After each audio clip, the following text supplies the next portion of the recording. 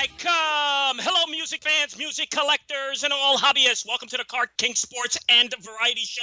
I'm your host, the Catman, Brian Cataquet, a.k.a. the Card King. We are live on ABC's KMET 1490am.com. Your number one spot right here for news and talk on the West Coast. I thank you all for tuning in this morning.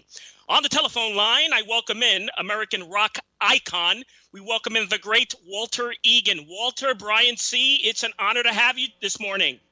Hey, Card King. It's great to be here with you. How's things going?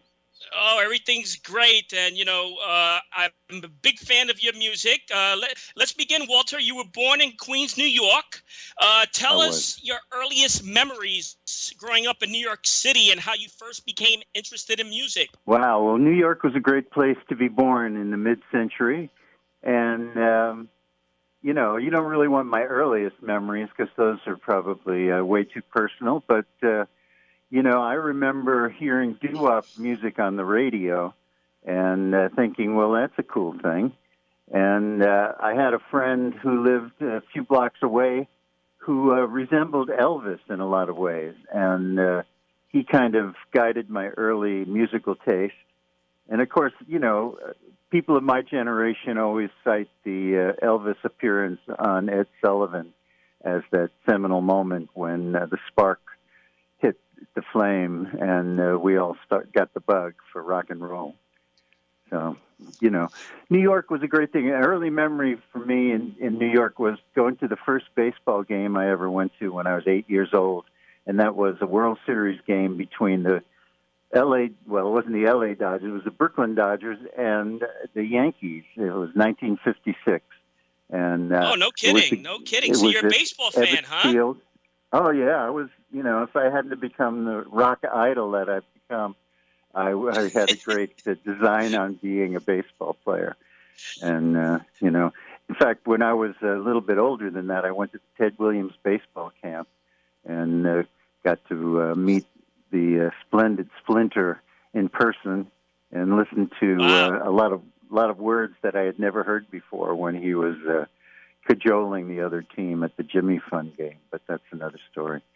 Yeah, New York was a great place to be. And as I got a little older, it was even more so as I got interested in music because all of the great acts came in and, came through New York.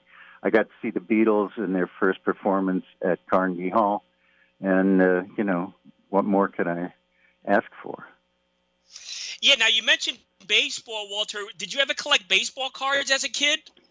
Oh, of course I did. Really? That was an important aspect of growing up. And I had in a shoebox. And when I went away to college, I left them in the attic. And, of course, my grandmother gave them away by the time I came back to look for them a few years later.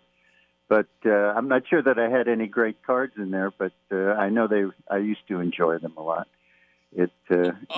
Baseball was a very important thing in those days, and eventually I gave up the baseball bat for the guitar, and that happened mostly in high school. But, I had... in fact, I was the captain of the baseball team at my high school and also the editor of the literary magazine. So, I had both those things going in high school. Now, what high school did you go to? I went to Loyola School in Manhattan, and it was a great place to be because, I grew up in Queens, and I was ready to go to Malloy, but my grammar school was Our Lady Queen of Martyrs in Forest Hills, and we had a basketball team, and we played in the school tournament at Loyola, and the Loyola coach kind of recruited me and a few of my other teammates to take the entrance exam, and I did well on the entrance exam, so that was another turning point in my life, certainly. I know Queens well. I grew up in Elmhurst and Bayside. So do you miss New York City, by the way? I do. I miss it a lot. I think I miss the New York City I used to live in more than the one that I find when I go there now. But, in fact, my son lives in Brooklyn, and he's a New York kid, and he loves it. And, my heart is always in New York, but of course, my further heart is in Los Angeles, and Los Angeles is where I spent my meaningful adult years, as it were. New York, of course, and I still miss the food there. For Father's Day, my son sent me a box of bagels from a bagel shop up there, just so that I could have the taste of New York. So yeah, I love New York. Brooklyn's got the best bagels. There's no doubt about it. Something about the water, the bagels in Brooklyn out of this world. Yeah. The bagels and the pizza. There was a place called Cerisi Pizza in Forest Hills that I used to love when I lived there. After I went away and went to college and lived in L.A. for a long time, I eventually inherited the house I grew up in Forest Hills and moved my family back there in the 90s. And so, I will never get the New York out of me. Even it sounds like there's a little New York in you from the way you're talking. I have that Brooklyn accent, they tell me. Well, people ask me why I don't have a New York accent, and I always say, I think I learned how to talk by watching TV, and so I got a TV accent rather than a New York accent. I don't know, but yeah. All right. So let's switch gears to your fabulous music career, Walter. Now, I heard somewhere that you began writing music as a teenager, and I wanted to ask you, Walter, how does that happen? Is that a God-given gift? It just comes naturally to you? I mean, how does that happen for a musician? Well, it was a gradual growth for me. I was lucky in high school to sit next to a guy named John Zambetti, and John had been taking guitar lessons, and so, it was like, well, if you get an electric guitar, you can be in the band. I had first become enamored of the guitar from the Kingston Trio, and when I was about 15, for my 15th birthday, I got my first guitar, which I thought I should get a 4-string guitar because, of course, there's only 4 fingers there to press the strings. But I was disabused of that notion, and then I finally started to learn the good things. But I never really took guitar lessons. I had just kind of picked it up as I went along. And being an intense musical fan, growing up in New York, you had great radio stations. You had WINS, you had WMCA and WABC, and Murray the K, and Cousin Brucey, and B. Mitchell Reed. They were the ones who fed me the great music, and one of my earliest memories was I started listening to the radio right around the time when Roy Campanella had his accident as the team was moving from Brooklyn to New York. From Brooklyn to L.A., I'm sorry.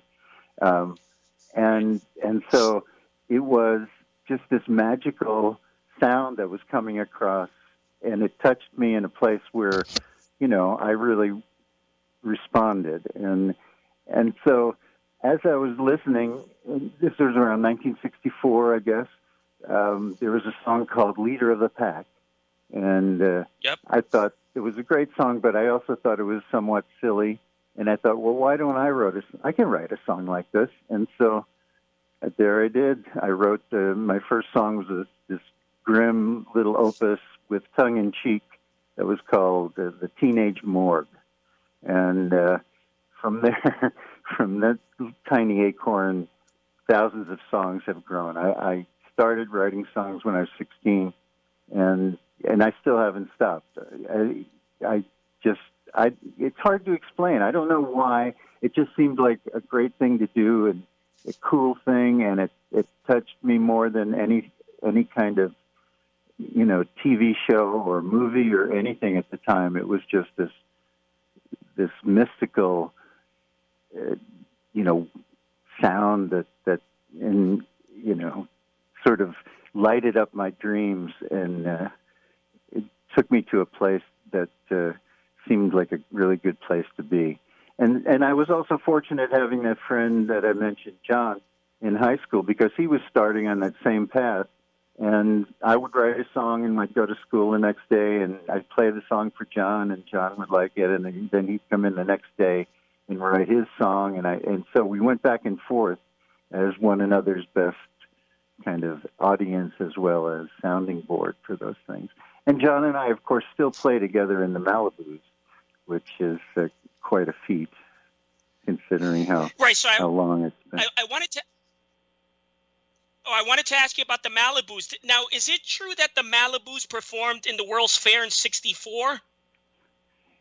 Yeah, 64, 65. We played at the New York State Pavilion in June of '65, and we also played at the RCA Pavilion called Go-Go at the Fair, where we did a live broadcast, and were interviewed by Mr. Colin Murphy from, I'm not sure what station he was with at the time, but if you check out the first Malibus album called Malibus Rule, we have a recording of that interview where John explains that we do everything from surf music to English sound, and he explains the difference. And so that was a thrill. We were inspired, of course, by the Beatles. We also loved the Beach Boys, but we were able to live in something of a bubble of thinking that, well, we're as good as those guys. We're a band. We're cool. I had my Fender Stratocaster, and John had his Jaguar, and we played at the school dances, and we were writing songs. We were doing our own songs. We were recording them, and it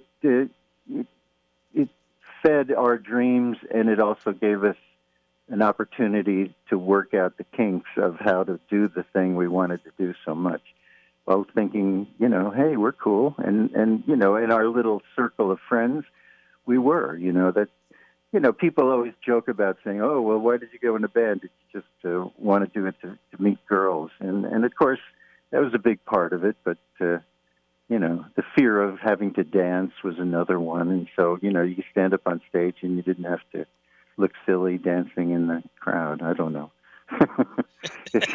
but I grew up, if you're familiar with the show Mad Men. Yes, that's a great show. Yep. Yeah, both my parents were in advertising in the 50s and 60s. My mother was the copy director, and my stepfather was the art director.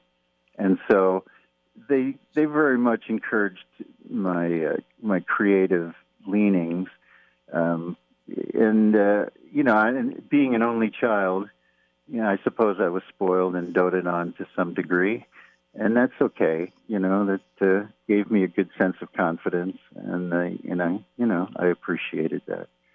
So yeah, it's like it's not like one day I decided, okay, I'm going to be a songwriter the rest of my life, but at the same time, I was able to develop that skill, and I've got many, many, many notebooks.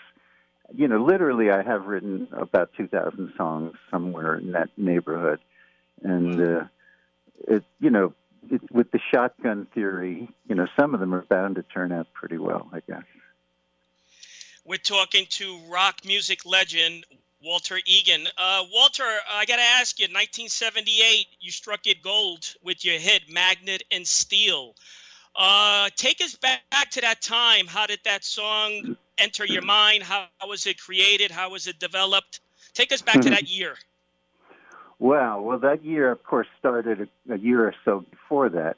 I had a band on the East Coast. After the Malibus kind of dissolved, we turned into a band called Sageworth, and that was when I went to college at Georgetown University, and we kept most of the band together, and I took over the lead guitar when John decided to move off into pre-med, and he was busy most of the time. So I was kind of the leader of that band, and we got very close to getting a deal through the early 70s, and eventually the frustration of really not getting that deal wound up making us break up. And when we broke up was right around the time when my first success as a songwriter was coming to fruition. I had written a song called Hearts on Fire, which was kind of a tongue-in-cheekish country song. And you say country after I've been talking about rock and roll, but of course, country rock came in the late 60s, and I was very influenced by a guy named Graham Parsons, who kind of hijacked my favorite psychedelic band, the Byrds, and turned them into this kind of country rock band, which, and in the late 60s, the weirdest thing that could happen was the fusing of hippies and rednecks, which is kind of what country rock was in the beginning. But, I was able to take the advice of my friend Tom Geiderer, who looked at my song and said, well, this is actually a really good song. Let's change some of these. It was called Hearts on Fire, and I had, references to, heartburn and, give me some antacid kind of thing. And he said, no, dude, make it serious. And so we made it serious. And at the time we were friends with, and we still are, with Emmylou Harris, who was playing the same circuit as my band in Georgetown. And so, Graham Parsons came to town to meet Emmylou. And at that time I was present, and they needed a place to try their voices on one another. So I suggested, why don't you come to my house and you can do it. And so I met Graham as he met Emmylou, and they worked out their songs together. And then Graham liked my song Hearts on Fire, and so he recorded that. So that was my credit as Sageworth broke up. And so I decided, and I had always been drawn to L.A. and to the West Coast and the music and just the atmosphere and how cool it seemed for kids and for teenagers. And so I moved to L.A. in '74, and within 2 years I had a record deal offered to me from a label in the United Kingdom, United Artists over in UK. And from there, it was nurtured by a man who was managing me at the time named Greg Lewert. And Greg engineered a deal with Columbia Records for a 6-album deal, which was quite a thrill. I mean, I moved to L.A. wanting to make records, but the caveat in all that was I had always been in bands where everybody around me, I thought, in my mind, sang better than I did. So I never really sang my songs. I would sing the occasional oldie that we would do, but, and so when I got offered the deal, they wanted me to make records. I said, well, you mean you want me to sing these? And they said, well, yeah, of course. And so insecurity reared its head there, because when you're self-taught, you kind of believe in yourself, but you don't have that assurance that maybe years of schooling or whatever would help. And so we were looking for producers, and Brian Wilson was, of course, my favorite. And he's kind of off in Never Neverland at that point. So he wasn't really available. I thought maybe Todd Rundgren. And then they said, well, how about Buckingham Nicks as your producer? And I said, well, I'm not sure who that is. And so they played me the Buckingham Nicks album, which I was amazed by. I thought it was great. I thought it was a little overproduced, but I thought it was great. And let me also go back for a second. In that band, Sageworth, the lead singer was a woman named Annie McClune, and Annie turned out her birthday was like within a week or two of Stevie Nicks' birthday. And so as I met Lindsay and Stevie, I realized that we had been sort of living parallel lives on separate coasts. And so it felt very comfortable that way. Lindsay also had been influenced by Kingston Trio and Beach Boys, and so he knew where I was coming from with my songs, and I felt like he understood, and they were listening to my suggestions. So we went ahead and did Fundamental Role, which was my first album, with Lindsay and Stevie, myself, and the engineer Dwayne Scott as the production team. Lindsay worked more on the mixes and the arrangements. Stevie worked more on the vocals and the vocal arrangements. And of course, Dwayne worked on getting the right sounds. And we worked at the studio called Sound City out in Van Nuys, which has become somewhat famous. So as we were doing that first album, we were recording one night, and Stevie was doing background vocals on a song of mine called Tunnel o' Love, which is my most salacious song. Let us put it that way. Anyway, and I was like, I've said it before, and I'll say it again. I was smitten by the kitten, and that on the drive home from that session, I was driving down the Hollywood freeway, and a car, lowered Lincoln Continental with a diamond window and the lights underneath it, what we used to call a pimp mobile, had pulled in front of me, and the license plate said "not shy," and I took that as a message from somewhere. And by the time I got home, I had finished the lyrics for Magnet and Steel. And so Magnet and Steel, as you asked, was inspired by my feelings for Stevie at that point. Some of the best songs come out of unrequited love, although I did have a month or so of fooling around there with Stevie. And, and it just became it was a little awkward because they had just broken up, Stevie and Lindsay, and they had that kind of animosity under the surface that was, kind of, I was the mediator between the two of them. And so it just seemed like it might be a better idea not to push that at that point. So, so that's how that happened. And then I got her to sing on it. And of course that completed the circle. And, at the time it was very honest and heartfelt. And I think on my Not Shy album, which was my second album, it stood out for that reason. But of course, I always felt like I was more of a rocker. And if you listen to more of that album, I think you'll get that idea out of it. And my second single was called Hot Summer Nights, which was a better indication of really what I was. But that's what I wanted to ask you, Walter. Hot Summer Nights is a single that I enjoy. You really express your early years. It's one of the songs that don't get a lot of credit, but it's one of my favorites. Hot Summer Nights, 1978 by Columbia, right? Yes, but that's a and great. Of course, Columbia Records wanted to milk Magnet and Steel for all it was worth. Apparently, it came out in March, and it was around so much that summer.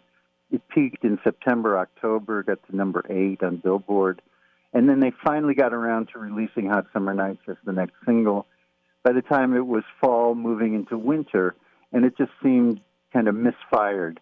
And I think that is proven out by the fact that it was covered by a group called Night in the following year, 1979, and their single of Hot Summer Nights went top 10 and number 1 in Australia, and it was, top 20 around the world, and spawned quite a few covers, which I always thought was funny because it was such a personal song about being in a band and the camaraderie of playing together.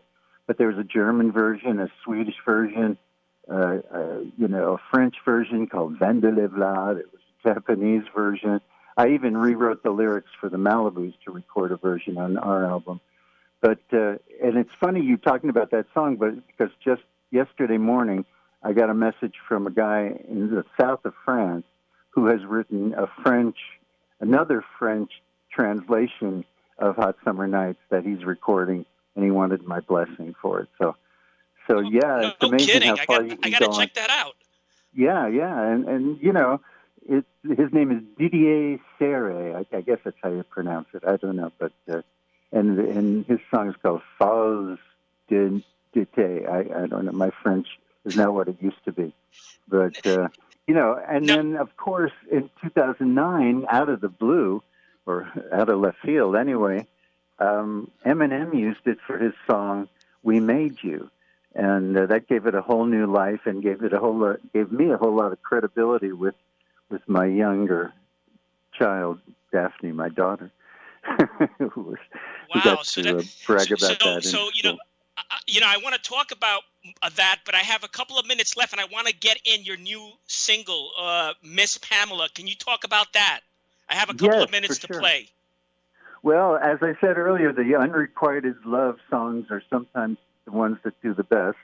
And about 3, 4, maybe 5 years ago, I had this infatuation with a woman named Pamela DeBar. And Pamela is, of course, notorious for her book, I'm With the Band, and some other books. She's a wonderful woman, and I was quite taken by her. And so I wound up writing about 12 songs about how I felt during that couple of years there.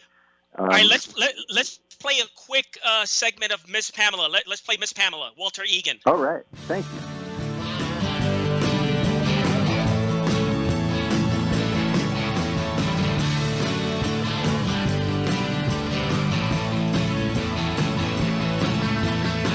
She picked me up in her GTO just about 10:30. She took me places I wanted to go, but I never thought I'd see you again. She drove me on, she drove me in, sideways, up and down. The sweet journey just had to end, and she's driving me crazy now. Gonna miss, gonna miss, gonna miss, gonna miss Miss Pamela. Wanna kiss, wanna kiss, wanna kiss, wanna kiss, oh yeah.